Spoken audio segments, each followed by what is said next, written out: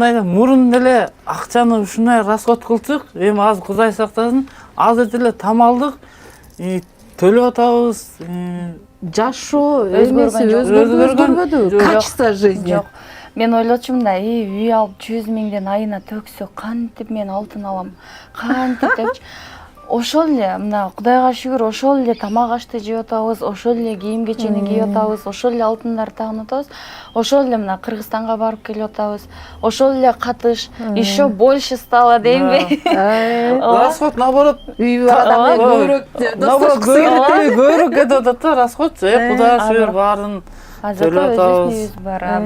Мурда деле баягы риск болчу да, кантип төлөйбүз 30 жыл депчи. Бизде деле биринчи убакта аябай коркунуч болгон, мисалы үчүн 30, может отказ кылып салсакчы деп аябай ойлонуп, договор түзүп кеткенден кийин да. Экөөбүз урушуп кеткен да күндөр болду. Ыйлап бул. Эмне себептен? Кетем ошо тамагын эмесинен да, бул алабыз деп аракет кылдым, мен уже Коркуп мен задний бердим да, тисине корктум.